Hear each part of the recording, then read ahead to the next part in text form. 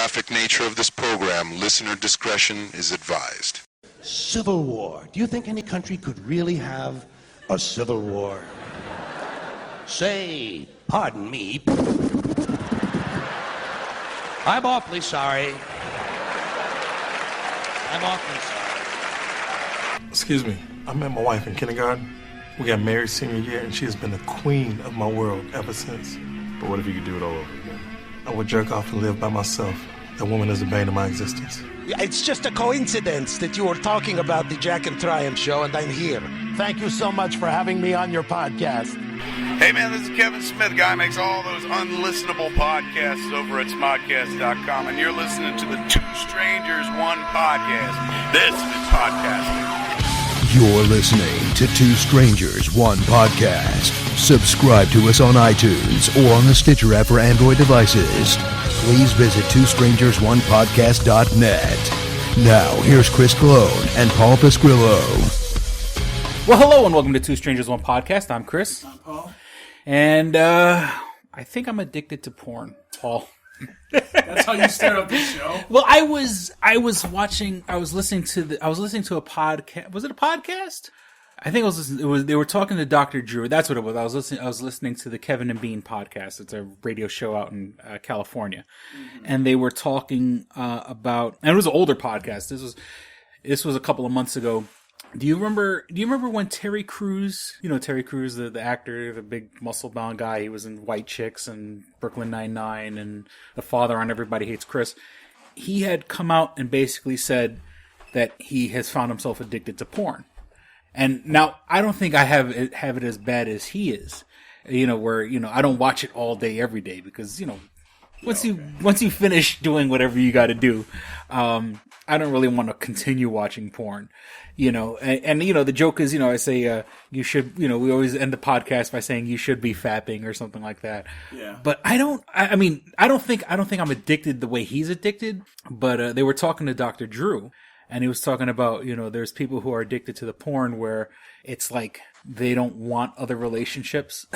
You're always telling me, Chris, you need to get yourself a girlfriend or something like that. And, and it's not like I don't want to get a girlfriend, but it's like, I could just jerk off and call it a day. And it's like, only you would go to there. Well, it's like, it's not like I'm not trying to find a girlfriend. Bullshit. I'm on the dating sites and I'm on, and you're trying to meet someone who's like, I could just jerk off and just call it a day. It really, there's a line even from the movie Zack and Miri Make a Porno where he goes, they were talking about relationships and he's like, and he says something about, my wife. He goes, my wife's been the love of my life since kindergarten or whatever. And he goes, if you could do it all over, would you? And he goes, I jerk off and live by myself. Which I think is kind of what I'm doing. So I don't think I'm addicted to porn, but I think I'm addicted enough where it's like it's substituting itself for human interactivity. I swear to God, if I wasn't, I'm just gonna sit here and just shake my head. That's all. If I didn't have to go to work, or I mean, okay, on the days that I have my daughter, whatever. But if I didn't have to go to work or maybe come here to fucking podcast, I'd have no reason to fucking leave the house, But it's not like I'm not trying. But at least, and speaking of homes, I'm in the process of moving. I think a lot, it's so funny how things have changed. And of course, welcome to all the new listeners. We've gotten a shit ton of downloads, really. And I want to thank all the new listeners. And I gave you all those. Yeah, the last episode, and I'm not exaggerating here, literally had over 1,000 downloads. And I don't know if that was some sort of funky... it was my voodoo. But I think it wasn't just that episode. It was like the past couple of episodes have been getting a fucking buttload of fucking downloads. So I want to thank everybody for that. Now, the last episode, I was kind of in a funk. Of course, the being on the episode, recording the episode, actually getting out of my house and getting out of the funk actually kind of brought my spirits up a lot. And of course, it's so weird how a difference, 2 weeks makes, or whatever the case may be, because I'm moving. I've bitched about my apartment in the past. It was small and it's a studio and it's it's basically one room with a kitchen off to the side. That's small. Oh boy.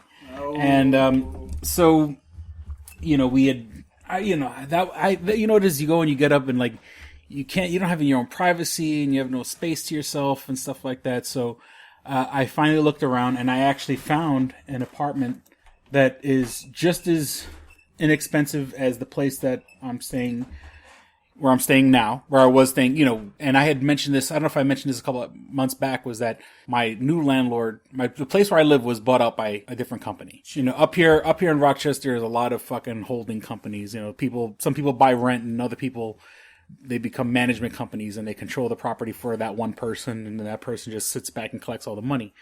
So my company, where I was living, got bought out by another place, and they jacked up my rent like $50. But to add fucking insult to injury, I go on Craigslist looking for apartments, and they're asking the rent that they're asking on Craigslist. I see my apartments there. They're asking for less than what I'm paying, and I'm like, get the fuck out of here! I don't want to deal with that bullshit. And like I said, you know, the place where I was living was kind of small, and I was just, yeah, it was a shitty little, I mean, it's shitty. I mean, I made the best of it, but I mean, it was just this tiny little fucking apartment. So I've moved to a place that's a little less ghetto. You know. He means a lot more ghetto. Well, it's, like I was explaining earlier before the podcast, my toothless downstairs neighbor wanted to help me move boxes upstairs, and because that's what neighbors are for. So that was not a good thing. But she lives on the first floor. I'm actually on the third floor. It's called lock your doors. Oh yeah. Oh no. And once, you know, I grew up in New York City, so I'm used to locking doors. I don't know how people could just like not lock their door or leave their car doors unlocked or anything like that. I'm like so security minded. Like even in my old apartment didn't have a window that opened. Yeah. Like if I wanted air to come into my apartment, I'd have to open my door. Yeah, that's not good. It's not good. No, not at all. So so that was the first thing, moving out, and I'm still in the process because I'm only doing fucking Paul. Dick and fart jokes. Paul just farted. So I'm in the process of moving because, quite frankly, it's just me moving my shit. So it's like, you know, I'm just doing it. I'm just filling up the car, driving it to the new place, bring it upstairs, you know, and I come back. And I do a little bit because I've paid up half my rent for this month. And I'm like, all right, I'll be out by the 15th. And they can kiss my ass. So slowly moving stuff to the new apartment. Last episode, and I'm not going to get too deep into it, but, you know, I was saying my baby mama was keeping keeping me away from my daughter. That was kind of solved. Why? Because one, I guess she fucking finally came to her senses. And then my daughter, from what I understand, came to her senses in this particular matter. Excuse me if you said bullshit. Well, no, I'm just saying is, and also I guess my daughter was just driving her crazy because her daughter's like, I want to see my father. I want to see my father. I want to see my father. So, you know, I guess that helped. And, you know, and also like, you know, isn't it nice when, you know, I mean, don't get me wrong. I have my daughter a little less than half the week. I mean, I have my daughter a little less than half the week. So she's not with me this bigger half of the week. Mm-hmm. And, you know, it's nice not having to get up at, you know, 6:30 in the morning to make sure she gets to school on time. You know, so I guess, you know, why would she was looking for a fucking problem. And then you realize, oh shit, I actually have to take care of this kid every day now. So, you know, if you're looking for a problem when there was no problem, you know, and then you have someone who wants, you know, a dad actually wants to take care of his child. So she actually came to her senses, and actually she didn't even come to court. Oh, she did. After all that shit, really? She didn't even come to court. And so the judge is like, "Oh, would you like me to dismiss this case?" And I said, "Absolutely," because she said she couldn't get off of work. Meanwhile, when you fill out the paperwork to go to court, that's your paperwork. That's a subpoena. That means you have to go to court. Yeah, isn't that a violation? Well, I think the judge just realized. Even the judge realized it was fucking bullshit. That's why the judge was like, "You want me to dismiss?" I said, "Yeah." So without getting too deep into, you know, that's about as far as I'll get into that. So there's that. Like I said, moving to a new apartment, bigger spot, you know, it's nice, has a little backyard and everything like that. And also this is a good week. This is when I first started the podcast about 4 years ago, we had an episode called Best Week Ever for Nerds. So this would be Best Week Ever for Nerds Part 4. Not that that's what the episode's name's going to be, but This week, what do we have? We have Civil War coming out. That's, and it's like every fucking reviewer in the world has seen it so far. There's already... Bullshit is what it is. Well, I mean, I'm just saying is that, the people who are, once again, I go and I follow a lot of YouTube people. I listen to a lot of podcasts. A lot of people have already seen this movie. And, part of me is jealous, but that's also a good sign because whenever a movie studio lets people see it early, that's a good sign. It's when it was shitty that they make, oh no, you could only, you could see it the Wednesday before it comes out. Right. So I'm super psyched about that. We're recording this on the 3rd. I don't know when it's going to be released, but May the 4th. And so... May the 4th be with you. May the 4th be with you. Now, I have no confirmation of this, and by the time our listeners actually hear this episode, they'll let us know. But I wouldn't be... They have to drop something tomorrow. They have to, like another teaser trailer or something. They have to give us something for Rogue One. They got to give us a poster, a teaser poster. Give us something. They got to give us something for May the 4th. So there's that. And then Saturday. Just because Chris asked. Well, no, because it's May the 4th. They got to give us something. We have fucking Star Wars movies coming out for the next 6 years. They got to give us something. They have to plan for May the 4th to give us some sort of. So, listeners, am I right or am I wrong? By the time you hear this, May the 4th already have come and gone. Has Disney, LucasArts, Lucasfilm given us something? But, so I'm hoping about that. I'm hoping we do see something. And then this Saturday, is going to be Free Comic Book Day.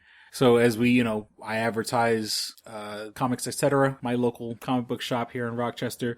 I mean, there are a couple of more, but when I do actually go to comic book stores, I go to Comics Etc. So, I'm looking at I was looking up the comics, what's actually coming out this year. Cause let me tell you, if it wasn't for Free Comic Book Day, well, for me at least, there wouldn't be a podcast. I had went out, this is about 5 years ago. I went out I went to Free Comic Book Day, and it was when Comics Etc. was still in the Village Gate Mall, or Village Gate Plaza, or whatever the hell it's called. And I had seen an ad, I'd passed by an improv theater, and that's when I started doing improv. And then it was through improv that I met the old co-host, Kristen. So, and then that's how we started the podcast. So if it wasn't for Free Comic Book Day, I probably wouldn't have had a podcast. So, Comic Book Day has a special place in my heart.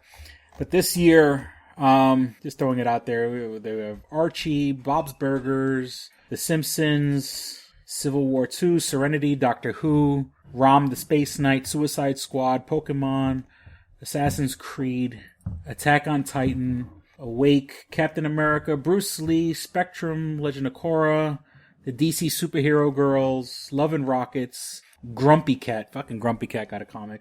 Let me see what else. I'm just going through the larger ones that people are more familiar with. Pink Panther, The Phantom, Sonic. Every year there's always a Sonic. SpongeBob, SquarePants, Strawberry Shortcake, H.P. Lovecraft, The Tick, One Punch Man, Street Fighter. And that's about it. All the rest, I mean, there's a couple other ones, and I guess we should be supporting the lesser known ones, but I'll just save that for that.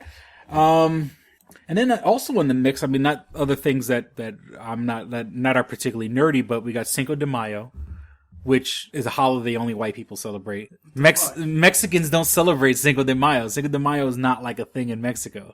I have friends that are from Mexico, and they're like, we don't celebrate it. It's not an Independence Day. But apparently, that's the day all the white people go out to the bars and drink Coronas. Because who else fucking goes out? Because I've been out on Cinco de Mayo and I don't see any Mexicans.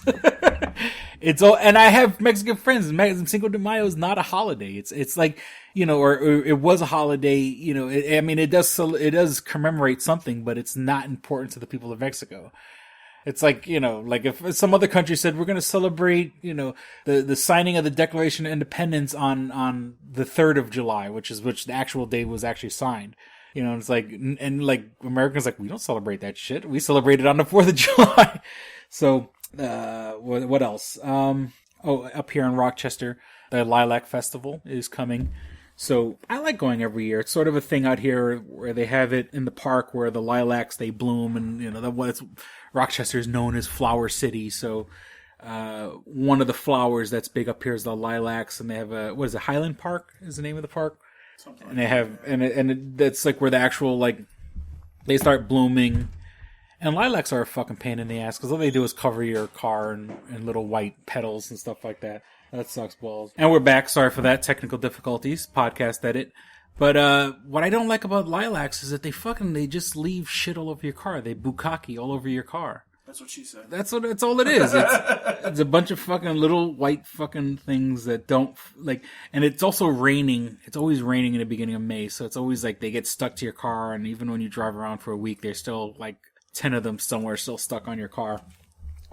So, okay, since when we recorded the last episode, like the next day, or like right when I was releasing the episode, they announced the death of China, and then of course we'll move on to Prince. But it's sad that even in her death, she's overshadowed because China was always like a second fiddle in WWE.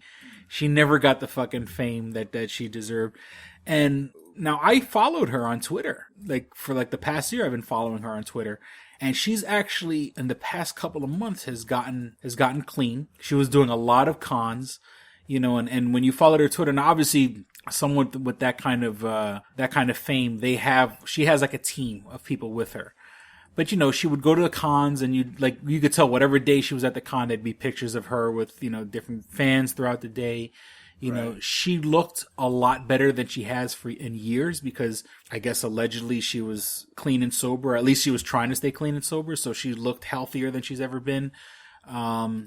Because she was a real fucking wreck a couple years ago when she was doing like porn and she was, dating X-Pac and they did a porn. That was an on and off thing too. Yeah, an on and off thing. And then she did a porno with him, but then she did a porno with like a couple other people.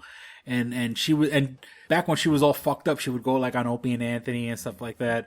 And she had finally decided to like turn her life around because I do, and honestly, in my heart of hearts, up until obviously that fatal night, I think she was trying to stay clean and sober. Yeah. And she, like I said, she looked a lot better than she did when she was at her worst. Because when she was at her worst, she was like a joke. She was like on fucking VH1's.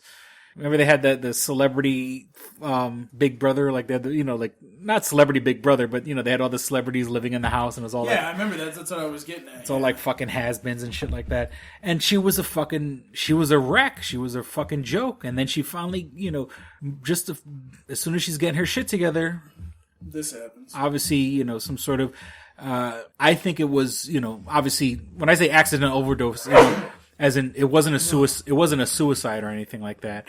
It was accidental.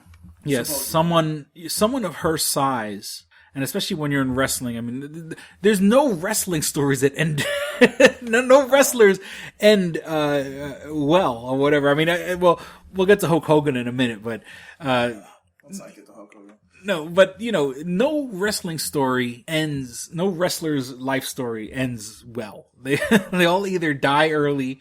Or well, look at what's going on with Hulk Hogan right now. He won that suit against Gawker, and now he's suing them again on a different note because he lost money towards that. Yeah, well, he lost the money due to when they released the transcripts when he was saying quote unquote racist things, and he was saying like, I forgot exactly what he said, but it was something to the effect of like, he doesn't mind black people, but he doesn't like the fact that his daughter was dating a black guy or something like that. It made me. And then he said like F and N words, like he said fucking N words. I mean, and of course, that's not a great thing to say, but once he didn't know he was being recorded. I mean, everybody has that one uncle or something like that, or I think it's even safe to say that, even I'll admit that, I'll say some fucking dumb shit like that if I'm with my friends and, you don't know you're being recorded. And also sometimes, it's also could be taken out of context, even though we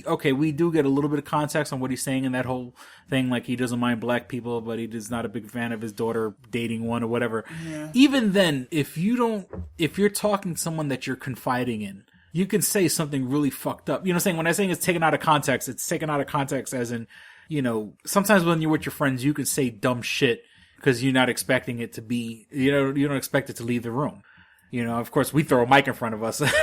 We say a lot of dumb shit, but, I don't, and so he's putting, because, after that whole racist thing, WWE fucking disavowed him. They took him out of fucking, WWE.com. Which there's been wrestlers that have done way worse than him. I don't understand that. Yeah, I mean, something. You know what it is? I think, watch, he'll probably win this Gawker thing, and then as soon as that's done, WWE will bring him back, because they can't... I'm sure that it's going to come to that. I mean, I'm not, WWE... The thing is some of his stuff on WWE Network is very popular. Yeah. So... But you have to... If you were trying to wipe him from the archives, you would have to get rid of all the 1980s. We can't show anything. Yeah, exactly. So, I mean, I honestly think that it's going to come to a point where he comes back. But in regards to China, a lot of people that have been wrestlers have kind of gone and said, you should have put her in the Hall of Fame already. Yeah. Like this now, even though it's probably going to happen next year, which I honestly think it will happen next year. It better happen next year. I honestly think that, it's a little too late, but at the same time, we get what we get, I guess. And talk about just getting a short end of the stick. She didn't do anything wrong. No. You know what I'm saying? She was banging Triple H. Then Triple H, upgraded and went to Stephanie. Politically, she lost the job for politics. And her and Stephanie, I don't think her and Stephanie had any like real big riffs, but then again, it's obvious. You would have a riff with someone that stole your fucking significant other. So Stephanie, and it's not like this was some secret shit that Stephanie didn't know about. Saying Stephanie was in the wrong. And, and of course, Triple H was in the wrong also. It takes two to tango. But, definitely. China really got fucking railroaded for something that she had no control over, then her whole career. I don't think she left WWE, then that, like, her leaving WWE led to her drug problem or anything like that, but it certainly didn't help. No, it didn't help. And I didn't realize she's from Rochester. Yeah, that was all over when she passed. That was all over the news. Oh, Rochester native China Joni Laurer, and I actually she wrote an autobiography back when she was still, back when WWE was like putting out books and stuff like that. And I actually read her autobiography, but I mean, that was years ago before I even knew Rochester existed. So it didn't click in my head that she was from up here, but she will be missed, and it's a real shame that, she couldn't come back, or because at least now, like, she was in her road to recovery, and who knows, maybe WWE could have used her again in the future. I mean, I don't think they would have used her, but I do think that they should have put her in the Hall of Fame. Like I said, I think that would have been appropriate. And also, now they have access to all that stuff, all that footage of her. Mm-hmm. I guarantee you, people are watching that shit right now. Oh yeah, and you would think, not for nothing, with like, now that we have a Wonder Woman movie coming out, or Game of Thrones, or anything, like, she could have had a whole second career later on, acting and stuff like that. I mean, you could have thrown her in a Wonder Woman movie. I mean, even if she's in the movie for fucking 3 seconds or whatever, I mean, I don't think she probably wasn't that great of an actress, but, you could have just given her a fucking cameo in Wonder Woman. You could have given her a cameo in fucking Game of Thrones or something like that. For someone her size and the way she looks, you could have easily, even if it was like, Scorpion King Part 5 or whatever the fuck it is. Right, they could have stuck, those cheesy, red box movies, straight to video movies that, she could have had a whole second career doing those, what I'm saying? Put her in the female Expendables movie that, they were talking about. I don't know if they're ever going to go through with it, but, she could have had a whole second career, and it's a real fucking shame that, once, what drugs do to fucking people. Well, I think that it could have been a lot better. Mm-hmm. I think that a lot more people could have, at least seen her, mm-hmm. and, it would have worked out a lot better, but, it is what it is, unfortunately. Yeah. So. And it took me a second, I totally forgot. She did act. She was on Third Rock from the Sun. You know what I'm saying? Yeah, it was her, and the joke was she was dating the Wayne Knight character. And it's kind of funny because, Newman, the fat guy, he's a big fat guy. She's a fucking big muscular Amazon looking chick. But, it's just a real shame that she's gone. Now, of course, not even 24 hours after she goes, boom, then Prince goes. Yeah. And allow me, the whole thing is, I'm trying not to be negative here, but I can give two shits about Prince passing. I really don't You're going to hell care. for that, you know I that. genuinely do not give a fuck. And it's like, you know, I see all these, and mind you, just about 2-3 weeks ago, before his passing, I had made a comment on Facebook. I said, you know, I don't like Prince and I don't like U2 because I never got laid to any of their music. And I said maybe that would change.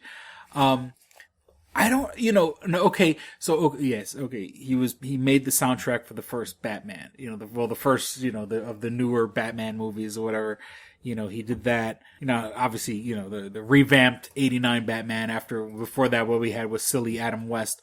I actually went and I looked at Bat Dance, like today, just to watch the video.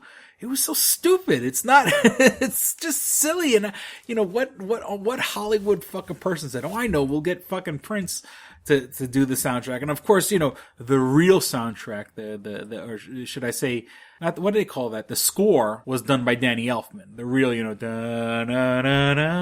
that's the real score. Then soundtrack, you know, and of course, you know, at least like the song he did, Party Man, that was like the Joker's kind of song or whatever. That I kind of get, but like Bat Dance was so fucking stupid. And, you know, all these people like, oh, you know, when he says, you know, dearly beloved, we're, you know, gathered here to get to this thing called life. Like that was some big fucking deep thing. I don't care.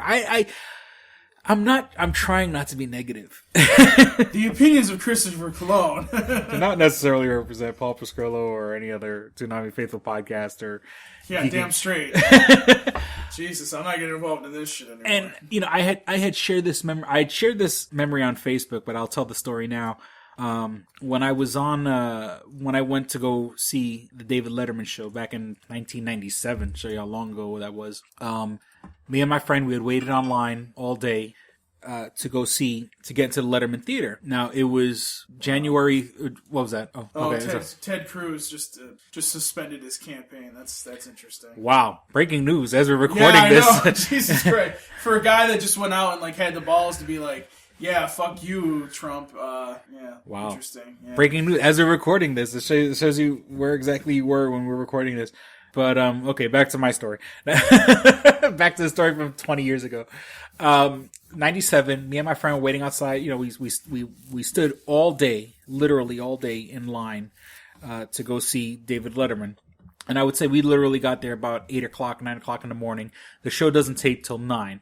And like I said, it was July the 3rd, so the weather was fucking beautiful, halfway decent, but you're in, you know, Midtown Manhattan, you know, a couple blocks away from Times Square. So, you know, the whole fucking world was walking by. And of course, you know, the line builds up during the day and we were, you know, goofing around, having a good time, whatever. And so we're part of the standby audience. So that means if there's any empty seats that aren't filled, they would bring people in to fill them. So we would, you know, we actually got into the theater, us and like only a couple people after us. Like there were people who stood there all day in line not to get into the theater. That so sucks. Yeah, and in that particular show, it was Will Smith promoting Independence Day. It was Demi Moore promoting Striptease, but she had shaved her when she was doing an interview. Her head was shaved because she was filming G.I. Jane. And what had happened was Prince wasn't scheduled to perform for a couple of more days. But I guess just to avoid paparazzi and to avoid a headache and to avoid any kind of like problems, Prince came a couple of days early and he performed the song. And I couldn't tell you what the fucking name of the song is. Once again, I don't care about Prince. Right. But it was at the time of his career where he had the word slave written down the side of his face. And he performed the song, and then at the end of the song he goes, "Free TLC," because I think at that particular time TLC were having contract issues with their company or whatever. Right. And then, like literally, the moment he stops singing and he says Free TLC, he runs the fuck off the stage. So that was just like totally fucking odd. And so that's my Prince story. But like I said, I don't care about 1999 or Little Red Corvette or Raspberry Beret or I don't get it. I mean, because I never got laid to one of his songs. So, you know, I mean, I guess he's a talented musician. You know, Kevin Smith did an interview. This was years ago. Not an interview. It was one of Kevin Smith's first videos called An Evening with Kevin Smith, where he talked about how Prince brought him in to do a documentary about the making of an album. And it turns out that, Prince literally has like hundreds of music videos, full-blown produced and filmed music videos, and thousands and thousands and thousands of songs that are in this quote-unquote vault, because they said that he would, whenever he felt like he was whenever he felt the fucking inclination, he would go to a studio and record. And he said that he had like microphones in every room of his house and everything like that. If he had an idea, he'd get it down, put it together, and since he played guitar and he played piano and he played a whole bunch of instruments, he could put a song all together by himself, and then when he's done with it, put it in the archive, So, I mean, yeah, he put out albums, but, he had a lot of stuff that he put away. And I didn't know this, but it turns out he had a son, like he had a kid that died, like very young. Yeah, a long time ago. So, he doesn't have any kids. He wasn't married. So who the fuck is getting, there's no real clear person on who's going to get. I think they said by Indiana law, I think it's Indiana where he's from, it's going to be like his brothers and sisters are the quote unquote next of kin. And so if they decide to be fucking money hungry. Oh, they already are. Oh, they are. They said, that there's literally, that he could put out a new album every year for the next 10 years or whatever if he wanted to, or his estate can. So, I don't know. That's about it for this part of the show. So we'll be back with more Dick and Fart Joke. This episode of Two Strangers, One Podcast is brought to you by Comics Etc. 1115 East Main and North Goodman at the Hungerford Building, door number 8. Find out more information at comicsetc.biz or like them on Facebook at facebook.com/comicsetc1. Click and Hit, enhancing the experience for all recreational smokers. Click and Hit is a one-handed portable vaporizer. This smoking pipe has a compact 4-stage design, complete with a built-in, windproof, butane refillable torch lighter. The large burn chamber holds your stash of legal herb or pipe tobacco. Click the button to ignite and inhale as usual. When you are done, put it back in your pocket for later. Smoke anytime with the touch of a button. No more carrying around grinders and tins. You can leave the pipe, rolling papers, and even your lighter at home. The Click and Hit cordless vaporizer is no bigger than a normal cigar, making it the world's smallest and most discreet vaporizer. It's perfect for use in small places or shared rooms. It's efficient, getting 5 to 8 draws from your packed chamber. It's affordable at just $19.95 each. Buy 3 and the shipping is free. Buy 4 and you get the 5th one free. Visit www.click-n-hit.com. That's clickandhit.com.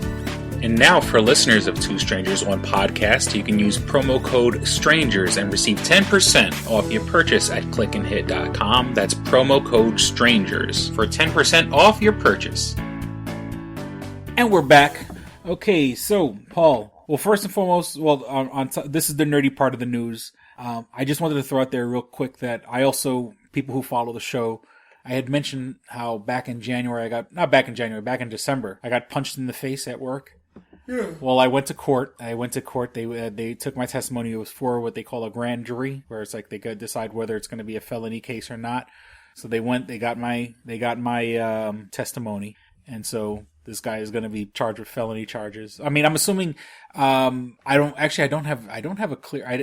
think about it, I don't have a clear answer, but the lawyer, the assistant district attorney, basically told me it was a slam dunk. So I'm assuming it's the guy's going to be charged with a felony for punching me in the face while trying to steal stuff from a store.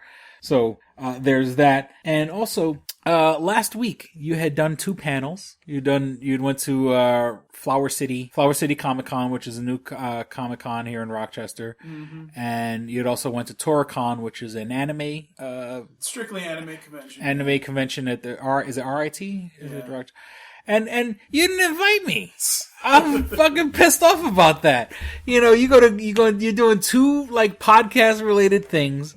And of course, like last Saturday before all this shit happened, like I was because I wanted to go anyway, just to fucking, and not that I was expecting any kind of special treatment and I was going to go back and be backstage and meet Steve Bloom or anything like that.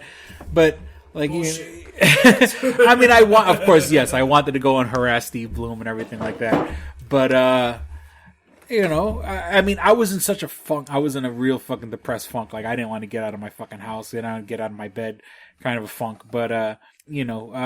Well, you wouldn't have been able to get into TorCon, nor would you have enjoyed it, because you would have been like, fucking anime. Because that's the whole time you would sit there and been like, why did I come here? But again? I mean, like. Because, you know, like, I go to, and speaking of, you know, I just literally today filled out my application for the press badge. They just sent out the link yesterday. So, you know, I spoke to Matt, the cameraman from last year. He filled his out. You know, him and I kind of just shared notes so I filled out. So, I mean, I've gone to Comic-Cons. I have friends that are into anime, you know, shit, my fucking Twitter page, you know, because of like the Toonami Faithful, you know, it's not like I'm not totally oblivious to anime. I just don't watch it or particularly enjoy it. You just wanted to see Steve. I know what's going on. I wanted to go and harass Steve Bloom. I really did. But, well, let me just put it to you this way. I wanted to do more than what I got, but what I got was what I was going to get because of how TorCon is. Because they're very, very strict. But even Steve was like, no, we're going to take a picture because this is a special circumstance. And I went, that's right. and I said to him, I was like, well, I said to him, I was like, you know that I live here, right? And he's like, oh, really? He's like, where do you live? Like, I was like, my parents are like 10 minutes down the road. He's like, oh, shit. Like, so, you know, it's always awesome to have Steve Bloom in your backyard. But, yeah, I mean, I did like 40 or 50 people. Mm-hmm. It was just incredible for the panel. I'm just sitting there going, do you know that Steve's panel's going on right now? What the fuck are all you people here doing? I actually ended like a little bit early because I was like, I feel bad. Let's go to the Steve Bloom channel. So that one went well. The one at Flower City Comic Con, I only had like I think 8 people, but there again, it was at like 10:30, and it was like right after they opened the doors. Yeah, because 10 o'clock was when they opened. 10:30, so people are just starting to trickle in. So, and next year I'm going to make sure that they definitely and actually I can tell you a story about them. I'm definitely gonna have a panel. I'm gonna try to have a panel after like at least around noon, like something like that. So that way at least there's a lot of people in there. I know a lot of people were there. Speaking of TorCon, because they couldn't get into TorCon because TorCon only lets 25. I think it's closer to $3,000 in per day. So it's kind of like, oh man, that sucks. You know what I mean? Like, so, interesting story though, what I found out was, you know, cause I was kind of walking around and the con wasn't really that big. You know, it's not like, it was only like a small portion of the, Rochester Convention Center. For those of you that live in Rochester, you know what I'm talking about. And it was interesting, and I'm like, you know, I actually walked around before I left. You know, it was just like, I looked at the one guy and I'm like, wait a minute. I said to him, I was like, were you at RockCon before? And he's like, yeah. I looked at him and I went, so you know what I'm going to say next, right? He's like, yeah, I left there because it was so unorganized. Because, see, the thing is people like RockCon, but the problem is they don't see behind the scenes that it's just a pile of trash that goes on. Yeah, I mean, I just trying just as an outsider, because that's, you know, for new listeners of the show, we met at RockCon, a Rochester convention. And even just trying to be, just as a fan, trying to figure out, like, I was trying to figure out like a game plan. You know, like when my first year I went, I'm like, you know, just to get an idea of who am I going to go see, where am I going to go see it. And it would, like, you know, if that is any indication on how unorganized they were, I can only imagine what was going on in the background. You know, well, and that's the thing. I felt totally lost. Like, and you know, like I kind of want to go just to see how it is at the Kodak Theater, just to see like how, if it is organized or whatever. But you know, I kind of got into a conversation with him, and I actually got to email him because I want to see if I can get in, because I would love, like, the thing is like, if I'm going to do something for a living, I would rather do something that I like doing, and I would love to be involved in a con, so I'm kind of hoping that I can get involved in a con at some point, and maybe Flower City Comic Con. That would be awesome. And for the record, I wasn't going to go to TorCon. I was not going to go to TorCon, and then when I heard that Steve Bloom was there, I was like, fuck my life. I'm like, shit. Because the funny thing is the first year we did MomoCon, which, sad fact, we're not doing it this year, actually. He shows up, I said to him, I was like, can you record a message for my TorCon panel? Which he did, so I used it the next year. And I'm sitting there thinking to myself, I was like, yeah, TorCon will never get Steve Bloom. And then they fucking get him, I'm like, what the fuck? Like, Jesus Christ. So, because I guess, like, some people that I know that go there every year, they had said to me that they had been, like, hyping it up, like, oh, this is going to be the best year of TorCon. And I'm sitting there going, nah, no. Last year, I mean, they had your girl there, the one that you fell in love with, Jeremy Lee. Oh, Jeremy Lee. Jeremy Lee. They had her last year, but that was the only, like, really big guest, I think, if I remember correctly. And it still sold out. And I was just like, why? Like, I don't, nothing against Jeremy Lee. Yeah. I love Jeremy. She's a sweet woman. Everything, she's great. But it's like, if you don't really have that many voice actors or actresses there, what's the point of having this con? You know what I mean? So, that's why I did it the last minute. And the reason that happens is because they charge for you to do a panel. Yeah. They charge you like, I think it's $20 or $25 to do a panel, which is the admission fee. And I'm like, well, that doesn't make any sense because any major con that you go to, you apply for a panel, they give you free admission and your own room and give you everything that you need. And the same thing happened with Flower City Comic Con. I didn't have to pay shit for that. So why would you have to pay for that? And that's what I said on the survey. I said, you guys might want to think about not charging people to do panels because I think they would do so much better just having somebody come in and do a panel. Because half of the people that are doing panels aren't there to stay for the whole thing. It's chaotic there. Like, who wants to stay there all day? No, I'm not going to stay there all day. I'm going to go look around and I'm going to go see what's going on. And then I'm gone. You know what I mean? Like, and maybe I was hallucinating or not, but I didn't even see any like for example, when Funimation goes to a con, they have a huge booth and they have all this anime and shit. I didn't see anybody selling any anime, and I'm sitting there going, what? Like, this doesn't make any sense. Like, I'm sitting there going, I don't understand. Like, it doesn't make sense that you would have an anime con, but you wouldn't have any anime for sale there. There was a bunch of people that drew stuff. There was action figures, but it didn't seem like there was any anime. And I could be wrong, and somebody can correct me. Please do. But, TorCon is not, it doesn't have the same appeal as what it used to me. So, did I bitch enough? Oh, no. But, yeah, so... Well, you're not allowed to be pissed. In the same world of, I mean, I kind of like I said, I'll admit I did want to kind of just go and harass Steve Bloom, and it just, if I had my own like idea, like in a perfect world, it would be like, hey, you're in town, so like after the con, let's go fucking do something. I mean, I think that night because it was a Saturday he was there, right? I'll be honest to you, like, I went up to one of the, he was here Saturday and Sunday.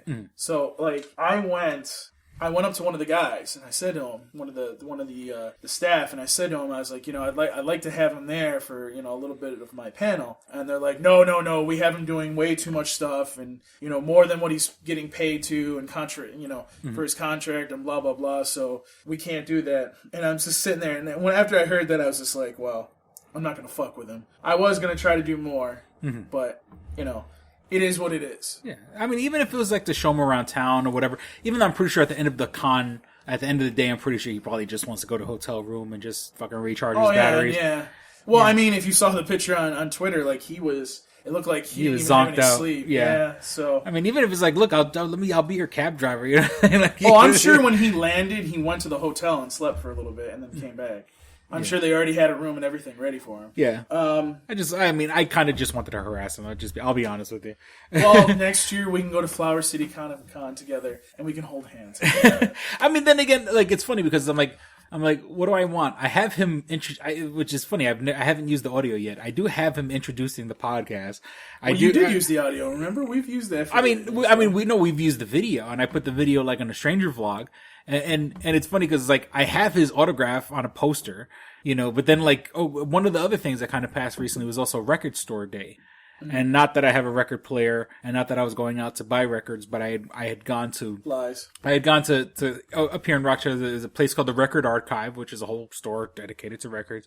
And I went to the House of Guitars that day. And the House of Guitars has a whole section that, sells music and albums and stuff like that. So, wouldn't you know it, one of the albums that was a special release for that day was Logic's album. And what they call a picture disc, where it's an actual album that came in a clear plastic sleeve, and you could, but it was it's the album cover on the actual album with Steve Bloom on it. So if I wasn't in a fucking, crippling depression and I had a couple bucks on my, if I had a couple bucks on my hand, I would have bought the picture disc and then brought it with me to TourCon to fucking see if I could get Steve to autograph it. But then again, I haven't introduced him to podcast. I have a picture standing with him. I did it. There's a video with 6,000 views of me interviewing him. I mean, so at least I have that. I didn't have to go to TourCon, but it would have been nice to just harass him and go and have a good time. I mean, the guy's going to go down in history with the career that he has. So, I mean, of course, I kind of just want to, leech onto that. And speaking of those people who follow my Facebook, I had gotten a residual check from the Jack and Triumph show. You son of a bitch. And it's funny because I was curious because I'm like, I remember back that day, some of the people that were there with us were people who were like professional extra actors, not professional, people who go and specifically go to shows to be extras in the background. Right. That's their gig. Maybe they're hoping to be, discovered one day. I was just lucky enough to get picked. Hi, my name's Bob, and I'm a professional extra actor. How are you? It's something. I would love for somebody to say that to me. Like, I would sit there and record. I'd be like, wait, let me record this. Yeah, well, there were a couple people, and someone had mentioned residual checks, and I was like, get the fuck out of here. There's no such thing, for what we're doing to stand in the fucking background. And, don't get me wrong, I got a nice little payday for that first day, but, that's it. I thought that was the end of the train or whatever. And for me to get a $7 check before taxes, so after taxes is like $4. I got like a residual check from the Jack and Triumph show, which like part of me wants to cash it, the other part just wants to just put it in a frame. Like, to me, it's more valuable as a piece of memorabilia than an actual fucking. Now, the first check I was gonna fucking cash. That was a legit big money check. But the residual check, I'm thinking of just putting it in a frame or something, just because as a reminder of my glimpse of fame or whatever. Going back to New York Comic Con. So, let me see. You wanted to talk about the SWAT Cats, SWAT Cats Revolution, that they had a successful Kickstarter. And okay, just clarify for me. Did they reach their goal to just do the one episode, or? It's to, oh God, what is it?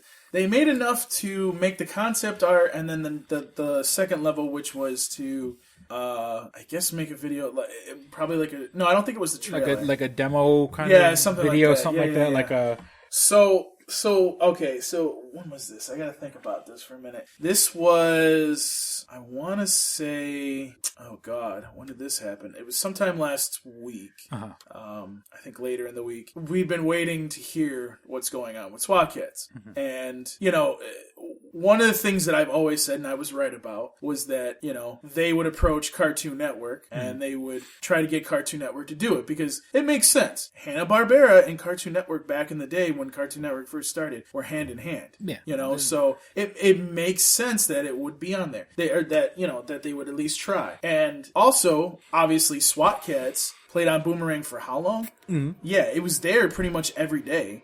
So, and as far as I know, it's actually still in the I was about to say, I think you could still catch it on Boomerang if I'm not mistaken. You might be able to, but I think it's because they changed Boomerang around. Oh, okay. So now, I don't know if any of those shows are still on there. But, so... And for those of you that already know, because you've seen the article. So what happened was Warner Brothers Animation approached them and said, hey, we want to do this. Let us go and talk to Cartoon Network and we'll get back to you. Mm-hmm. Well, they went to Cartoon Network and Cartoon Network went, no, sorry, we don't want to do that. And then Warner Brothers is like, well, we have to pass on it, unfortunately. Ugh. And I'm sitting there going, so wait, you're going to pass on a show that you've had on your network for years, mm-hmm. and yet you could have have used it even just for Boomerang. Like, it was being considered for both Cartoon Network and Boomerang, apparently, according to Christian's post on the Kickstarter page. And it was like, nope, sorry, we want to use our crappy little kids shows. Yeah, in this day and age.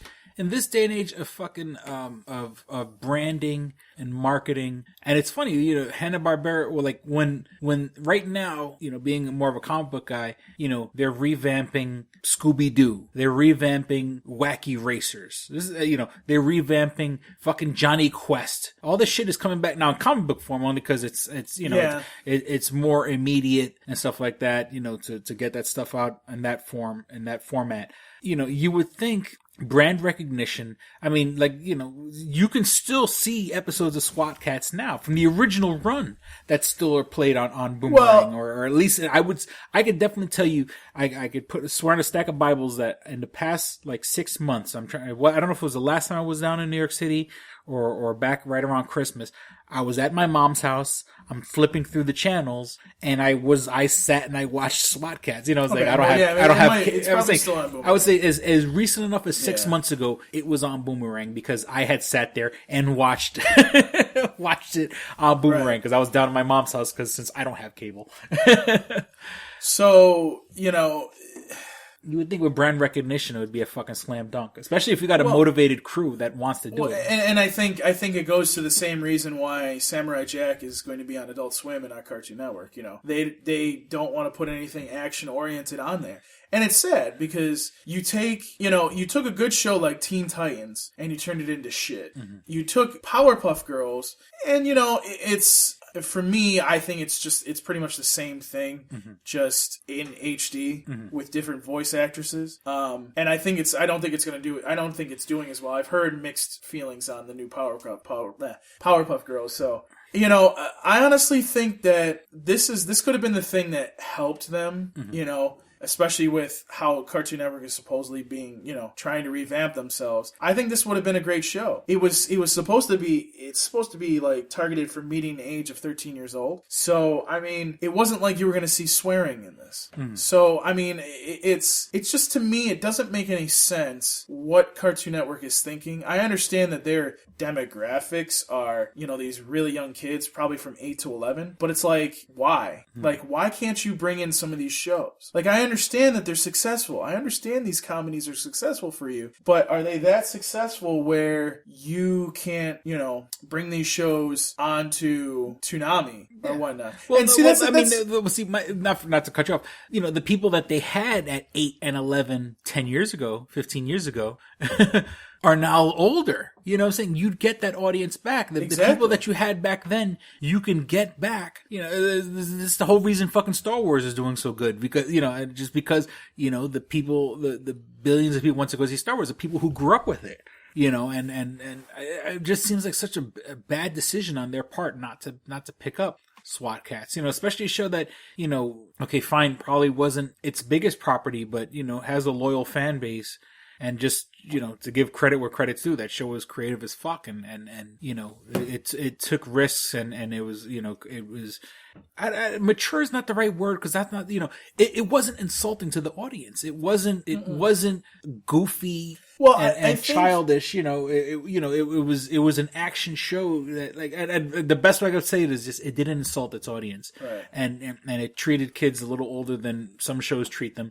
And now that those kids are older, you can get them back with, right. You know, it's just well, and see, that's the thing. Like, SWAT Cats wasn't going for. They had a lot of comedy in it, mixed in with a lot of action, and it made sense. And honestly, like, for the demographic that they're looking for, it spells out that it should be there. But this is one of the problems, and I can tell you, it blew up the internet when I put this up. Like, it goes to show that people are pissed off by Cartoon Network, by what they're doing, because it's just incredibly stupid on what you're doing with this kind of stuff. Like, you know, and it seems like Nickelodeon's doing the same thing. It seems like, I mean, they had Yokai, was it Nickelodeon or was it Disney? Can't remember who had Yokai Watch. I think it was Disney, actually.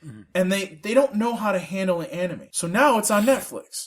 It shouldn't be there. It could have been on broadcast TV. It wouldn't have been on Toonami. But, you know, again, if somebody had treated it right, it would have been successful on TV. And I don't think people these days know how to handle these action cartoons, because it's like, what do we do with a show that has action in it? Well, you market it to older people as well as these younger crowd. Oh, and by the way, you actually have the first series, so now you can play that too. Like, this isn't rocket science. It's the same thing that I go on and I say about SWAT Kats. Like, you could, what I mean by the original series of SWAT Kats, like, Toonami, if it really, really needed a show, could go into that Turner library right now and grab that show out and put it on the block. Even if it was just some kind of April Fool's joke. I mean, it makes sense to me that a show like this should have been on Cartoon Network. I wish that they would have done something better, but it is what it is. And I'm, a lot of people have asked me, well, does that discount it from being on Adult Swim? And I'm like, well, I don't even know. I mean, here's the thing. Cartoon Network is under Turner. Turner is the same company that owns Adult Swim. So if they turned it down for Cartoon Network, chances are they may turn it down for Adult Swim. But there again, I don't know if they have gone to them and said, look, what do you think about this? We want it to play on we want it to play on TV. We wanted it on Cartoon Network. They said no. You guys are the next best thing. What do you think? And, I hate to say this to Christian, and I'm supposed to, I'm trying to set up an interview with him as we speak. And one of the things I'm going to say to him is, I don't know if this is going to, if you don't want to do this or not, but maybe you might want to age it up a little bit. And I'm not saying like you should have like blood and everything about this. This is kind of in the first interview we had with him. I'm not saying that you have to go full out blood and swearing and that. I'm saying just you may have to age it up just a little bit so that way it gets on Adult Swim. I mean, it doesn't need that much. Thundercats was on there. Symbionic Titan was on there. So Samurai Jack was on there, the original. So I mean, I honestly think that it could be on Adult Swim. I think it's kind of a long shot at this point, but if they haven't tried it, they should. Yeah. And honestly, obviously, if that's not going to happen, it should go to Netflix. And I'm hoping that they can make some kind of deal. And I'm hoping, at least on my end, to try to help them as much as possible on this podcast, on the Toonami Faithful podcast. Doing another interview, trying to get on the Twitter sphere and doing what I can, because I'm going to make sure that this show gets somewhere. Yeah, because it's too good of a show not to have this revolution. Yeah, well, I mean, Netflix is like such an obvious avenue, just because Netflix takes anything and everything, and I don't mean that in a bad way. I mean, but anime on Netflix, if I understand correctly, has been doing very well, or at least it's found its audience, and. Because I went to a buddy's house of mine and he had anime on his fucking Netflix, and of course it's one of those deals where if you like one thing that's kind of anime, then all of a sudden they fucking flood your recommendations with that. Yeah. So and there was shit, and not that not that I'm a big anime fan, but there was shit there that even fucking I'm like, what the fuck is this? So I mean, in that same vein, I mean, I think they can find an audience on Netflix. What they did was they went directly to Japan and set up Netflix in Japan and said, look, we want to start doing anime. Not only get the sub, but we want to have the dub. So when it comes out, they're both versions are right there. You just switch to whatever audio and you're all set. So, I mean, Netflix obviously makes a perfect vehicle for this to happen. And it's the same thing with what happened with Voltron, for example. Voltron was on Nicktoons, Nickelodeon's other network. And don't get me wrong, I actually thought the show was pretty good. I mean, it wasn't the best, but it was pretty good. It was probably the best version that they've had in a long time of Voltron, because they've had several versions. If you know, I don't know if you knew that, but now you got Netflix and you got DreamWorks Animation doing this, and it's like, whoa, it's like, whoa, this is gonna be good. So I'm kind of hoping that we can get that to happen. Obviously people are trying to get Young Justice back, but I kind of want SWAT Kats more than I want Young Justice at the moment. And I honestly, from what I've heard, and so that way people don't think, oh, well, fuck you don't want Young Justice back. No. I want Young Justice back. That, from what I've heard, pretty much, don't stop watching it. But obviously, Warner Brothers and Netflix are in talks right now, as far as I know. So that's the last I heard of it. I don't know how far that's going. It was a couple months ago I heard that. So I don't know where it's at right now. I mean, it could have stopped. But hopefully that'll come back. Hopefully we can get SWAT Kats on there, and maybe the slim chance we'll get it on Toonami. That's well, speaking of Netflix, it just announced this past week Punisher. Yes. In the This is just like when it was announced that Ben Affleck was going to get his own. Ben Affleck was going to direct the next Batman movie, and the biggest no shit Sherlock news of the week, not the biggest news of the week, but the fact that, it was one of those things where no shit it was going to happen. Punisher has now been greenlit to have his own series on Netflix. To be honest, up to this moment, I've yet to watch Daredevil season 2, and that's only because I've been so busy with everything else. I haven't watched it, but I hear great fucking things, and it was from what I heard, I was like, oh, it's just a matter of time before Netflix goes, let's make this happen. Let's give Punisher, was it Jay Barinhall? I think the guy's name is the guy from Walking Dead, that they give him his own series. And especially if the series is going the way the way I hear it. Now, once again, I didn't see it, just like Daredevil. I didn't see it. Daredevil doesn't see anything. Right. People were saying that this season was very, very dark. Both literally and figuratively, it was dark in tone, and it was very dark and the way it was filmed and stuff like that. So this, in my mind, fits right in the fucking Punisher's, right in the Punisher's wheelhouse, where, you can put a dark show. We've had 3 fucking Punisher movies. That's other than the Hulk, I think that's the most of course, obviously Batman. Batman keeps getting rebooted, but the Punisher, we can't, it's funny, he's cool enough that people want him, but no one has gotten the balls the recipe right, So I think when you have a series on Netflix, and the way they make these shows, and Jessica Jones and Daredevil, where it's basically a 13-hour movie, or however many episodes movie, you can take a character like Punisher, and especially now that you've already established him, it's not like you have to go through all this bullshit origin story and just let the character live and let the character breathe and give him time to fucking be fucking a super badass. And if you want to show the sensitive side, you can show the sensitive side, and you could also show him fucking just taking a minigun and fucking mowing down fucking all of the fucking mafia in New York City. So I think it was one of those deals where is it a surprise? Yes, but not really. I'm glad it happened, but I wasn't surprised that it happened. Okay. So, the new Ghostbusters movie has now earned the distinction of the most hated video in YouTube history. The second trailer was it the second trailer? The one that started out with 30 years ago, 4 Scientists Saved New York, which they fixed in the movie theater. Because when I went to go see Batman v Superman, I saw it a second time. I went to the $2 theater and saw it. Of course you did. Of course you did. Did I see it? No, I'm sorry. No, I saw Star Wars at a $2 movie theater.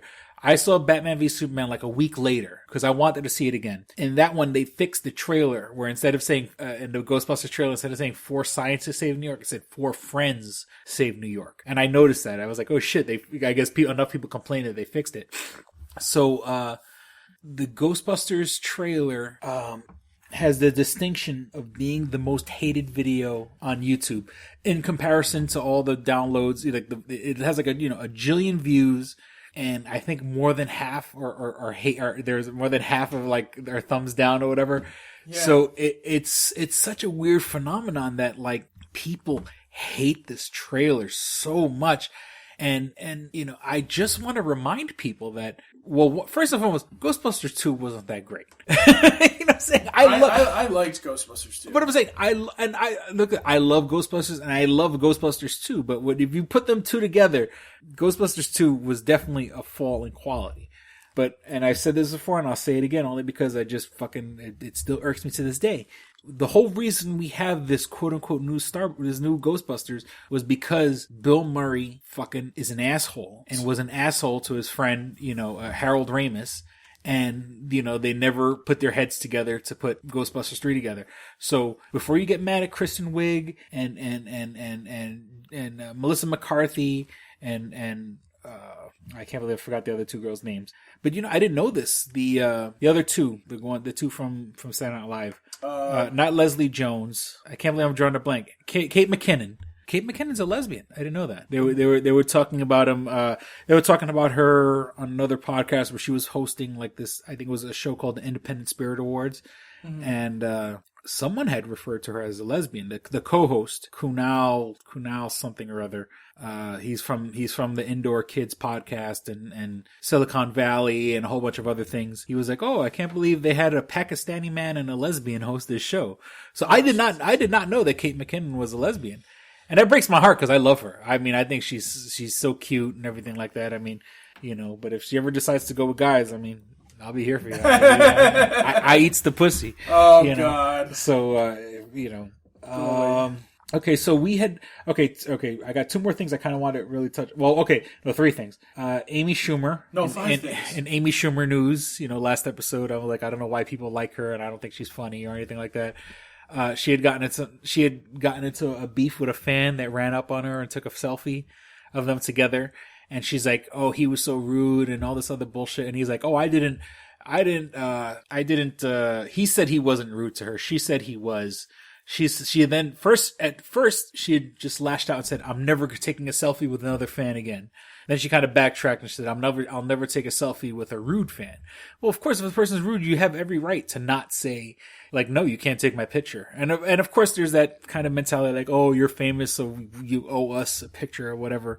But I think, let's be real here, she was out exercising. And I think she was pissed off that someone took a picture of her exercising. Now, of course, she's Amy Schumer. And if she's exercising, and now this wasn't in New York City, though. That's if I'm not mistaken. But let's just say she was in New York City. You're in New York City and you're a fucking celebrity. People are going to take your fucking pictures. Exactly. All those Us magazines and Inquirers and all those, and TMZs or whatever, they're gonna, they're either going to take your picture or they'll pay someone for your picture of you exercising or whatever. So, I think it was more she probably didn't look her best in that photo because nobody looks good when they're fucking working out. And, unless you're Gal Gadot, unless you're Gal Gadot. And I think, she kind of got pissed that, the person, he said he shoved the camera in her face. Why would you shove a camera in someone's face if you want to take a picture with them? You know what I'm saying? So, I think, once again, fuck Amy Schumer. Now, I think we could talk about it now. It's been long enough. Batman v Superman. Here we go. Spoiler. If you haven't watched Batman v Superman, we're going to talk about it. Superman dies. Long and short of it, at the end of the movie, Superman... Well, he dies as in, he fights Doomsday to the point where he quote-unquote dies. Because Superman doesn't really die. Because at the very, very, very end of the movie, just moments before the screen goes to black, when he's in his coffin, you see the little grains of dirt rise up off the coffin, the way the grains of dirt rose off the ground when Batman flew for the first time in the movie, in Man of Steel. So in the original comics, they had referred to that as a Kryptonian healing coma. Saying that Kryptonians don't die, or not that they don't die, but if you hypothetically, if you beat the shit out of a Kryptonian enough, they will go into a coma because their body is trying to heal itself. And that's in the quote unquote death of Superman. That's what happened. He didn't die. His body, his Kryptonian physiology just went into a Kryptonian healing coma. Wait till they have to explain that in movie form, because he died at the end of the movie. And of course, we were all given a inkling of, oh, he's not really dead because the dirt lifted off the coffin. But if people didn't like Batman v Superman, wait till Zack Snyder has to explain. Oh, he wasn't dead in the first place. I gave you all that shit for nothing. I gave you all, fans, the roundabout audience, the people who follow stuff but aren't really following it. They're kind of following it casually. They're going to be fucking pissed off when this finally gets explained, because like I said, I actually liked Batman v Superman. It wasn't what I expected. It wasn't even what I wanted, but I enjoyed it, and I get it. I get what he was trying to do. And, the casual people where they go, "I thought he was dead. How did he come back? It was a coma. He wasn't really dead." The fucking people, that I feel bad for the next Superman movie. I don't think they're not gonna have a next Superman movie. They're gonna have to bring him back in a Justice League just to kind of. Well, that's what's gonna happen, probably. Yeah, it's gonna be they're all fighting. Well, I think the next one's Wonder Woman, then Justice League. Well, they're gonna be Wonder Woman, but I'm just they're gonna have him because the Wonder Woman movie is like a prequel. It's going back to right. It's back to the 1900s where they fight in World War I. which, Ares, Wonder Woman's main villains, Ares, receives power from people. When there's war on Earth, he gains power. So what other place than to have World War I, the first major world war, giving him all this ridiculous power, and why she has to come and intervene to fucking make sure that he doesn't allow war to tear apart the fucking whole world. So, it's going to be, I just feel bad for whoever has to deal with that returning of Superman, because you have to explain that to a casual audience and they're not going to like it. And you think there's backlash after Batman v Superman. Wait till you see the backlash of having to explain that he wasn't really dead. Oh, that part when he's in a coffin? No, he's not really dead. Well, I mean, if it's in the comic, they can just reference that pretty much. Well, yeah, but I'm saying, but people are stupid. Well, they are. I mean, comic book fans are forgiving, but people in general are stupid. And then, okay, sort of nerdy news, but not really. Okay, so you had said that you now have a Voodoo account, and you've been. It's kind of funny because I actually had a Voodoo account a long time ago. So I was gonna say I had mine for years, because nowadays when you buy any of the deluxe packages, it'll come with a Blu-ray, a DVD, and then what they call an ultraviolet account, meaning that you can save it. Like there's a version that you can watch, quote unquote, in the cloud, whether it be iTunes or Vudu or any of those other. I think there's another one called Flickster, or all these, there's these services. But what pisses me off is that, like, they wanted to make it all streaming, but what happens 10 years from now? Like, okay, let's just say, and I'm pretty sure I still have, like, the first DVD I ever bought. I still have, like, fucking Being John Malkovich and The Matrix. Those are the first two DVDs I ever bought. I still have them 17 years later, because I got my first DVD player like in 1999. If Vudu goes out of business, let's just, okay, now they're giving us the movies now because they know that it's a shifting market, so they kind of have to keep us, so here you go, you get these movies in Vudu, and let's just say it gets to the point where you're just like, fuck it, I'm not even buying physical media anymore, I'll just get my movies on Vudu. What happens 15 years from now when if something bad happens to Vudu? Or, what I'm saying, like, if something bad happens to Vudu... Everything goes to Ultraviolet, so that's why, because Ultraviolet is can connect to Vudu or Flickster or all these other ones. But the only reason, like, I actually still get physical stuff. The only problem, what I was doing is I give the other guy, the guy that does most of my reviews, I give him that DC stuff. And you give him the physical copy, and then... Yeah, and then I take the digital copy, so that way I can at least have a copy of it. And then, I'll just, put it up on there. That's what I've been doing. So, and then somebody over here that's on this podcast can watch it now. Because, that's a new feature. I didn't know you could share your library with other people. Apparently you can. I mean, at least that's a legal way to do it. Thank God. Yeah. It's the same thing like with iTunes. Like nowadays, you can't even buy an old MP3. Like if you want to, the iPods at their max, there was one that was 160 gigs, and I had one. And now you can't even find them. You can't find an MP3 player that's like has over like 8 gigs now, because it's like they want you to stream everything. Like they like iPods fell out of favor because everyone's on fucking Pandora and Spotify and all these other fucking things and Google Music or whatever. And it's like, oh, well, you'll just stream it now. Well, shit, what about us that fucking have to pay for data? You know what I'm saying? I'm not exactly streaming music now that I have to fucking pay for it. If I'm paying for data, so, if I had unlimited data, sure, I'd be listening to music all the time. But I can't, I have all my fucking songs on a hard drive. And now my old hard drive has totally crashed. And I had like 17,000 songs on that fucking thing.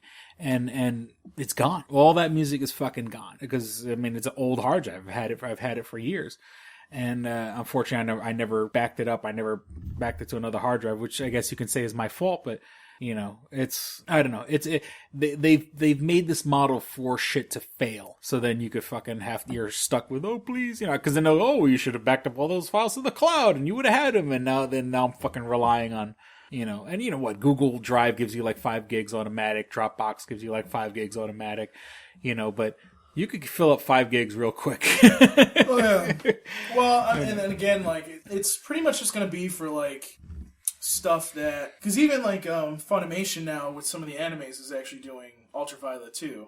So as some of that stuff comes out, I'll probably put that up, and then that way I can just share it with people, so that way, you know, they can see it instead of me paying the cost of sending anime to somebody, you know? Yeah, so. sending a disc and stuff like that. But I don't know. It's sort of like, it's like they're holding your stuff hostage. Like, oh, we got your movies. You better make sure we stay in business, or your fucking movies will go away. You know, I don't know. It's a real scummy fucking business model.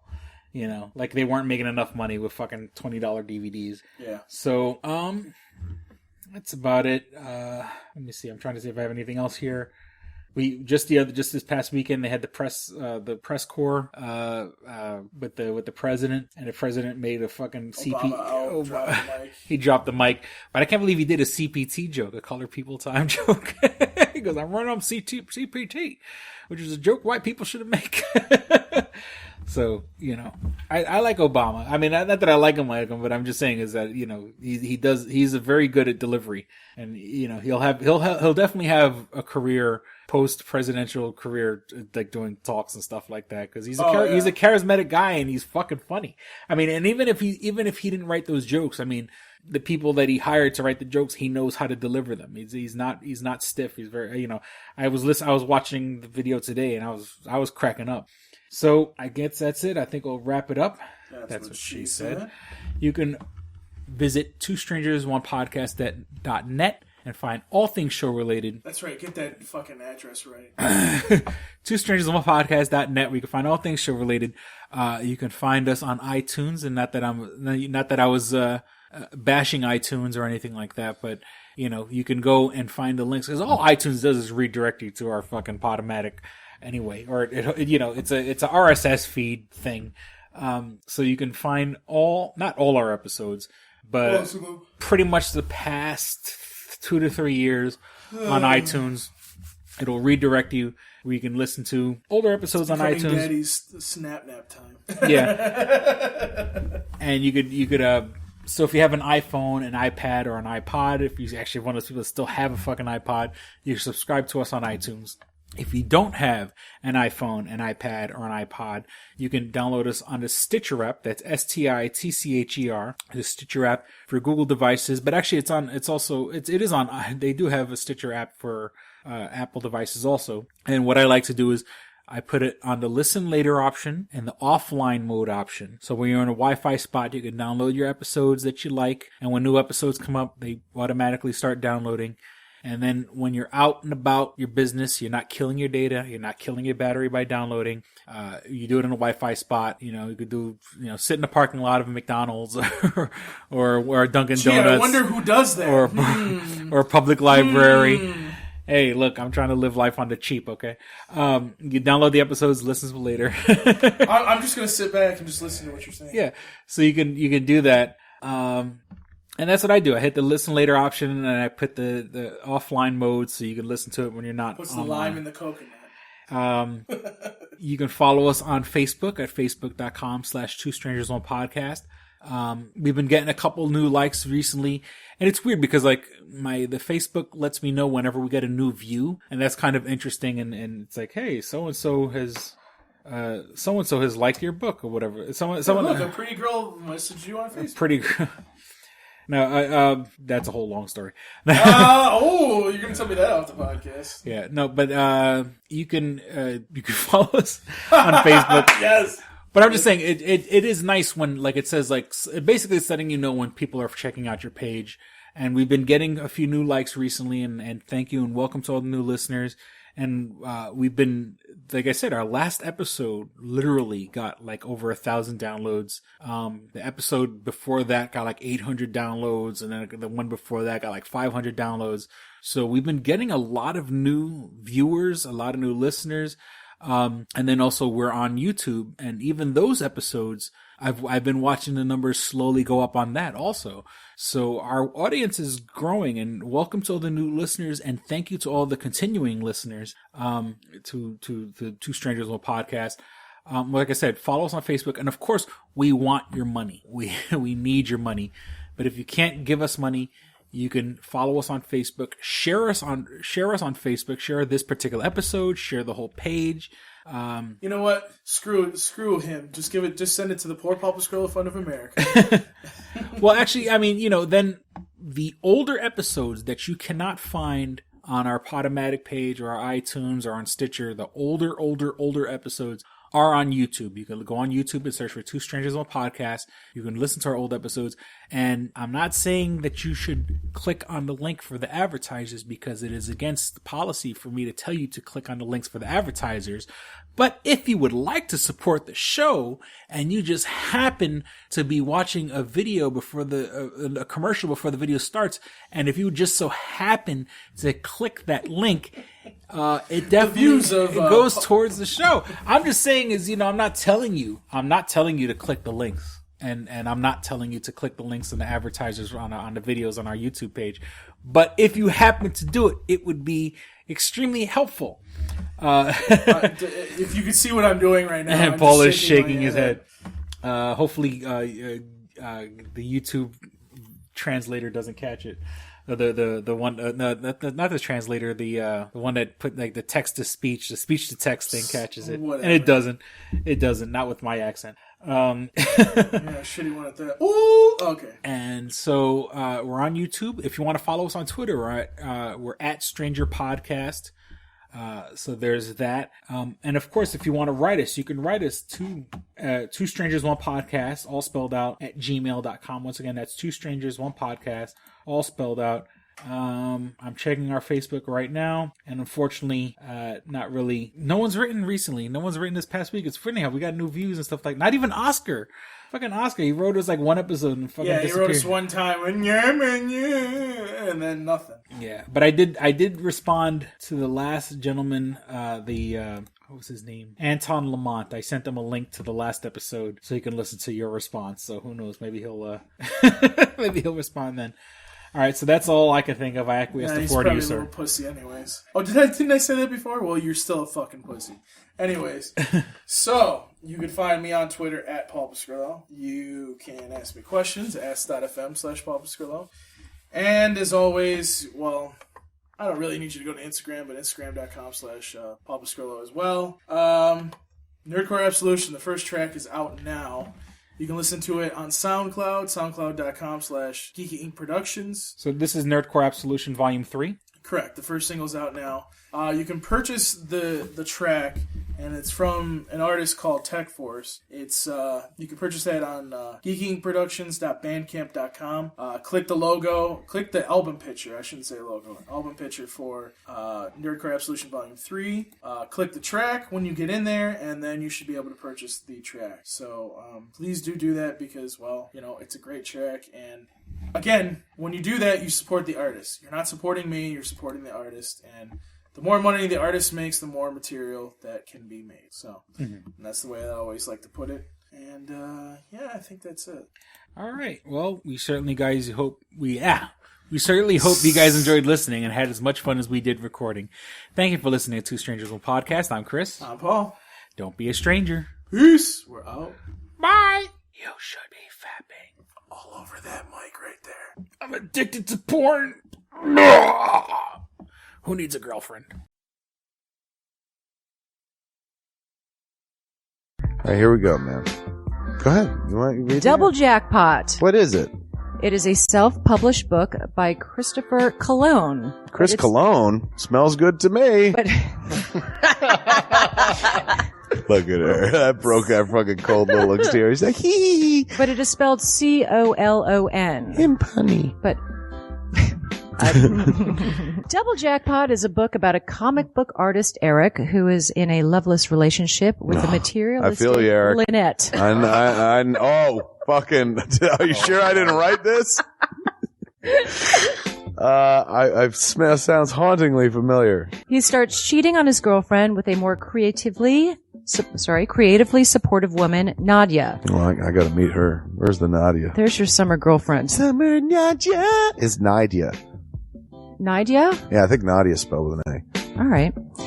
Both Lynette and Nadia play the double jackpot, the largest payout in lotto history, much like the recent Powerball. Both girls play his birth date as the winning numbers. Eric is now stuck between two of the country's richest women, Who will he choose? It's not that simple. This is a clever fucking idea, Yeah, it man. is. Look at her. Fucking, she's impressed. I am. She got some summer reading. Christopher Cologne smells real lovely with an original idea. This is. I've never heard this before. I haven't either. This is a self-published book, much in the indie spirit as Kev's Clerks. Oh, you don't even need to name check me. This is just a good idea. You could stand on your own, man. You don't even have to be like, hey, remember Clerks? This is nothing like that. This is way more original than Clerks. This is a good idea, man. Why didn't I think of this? I need something to read.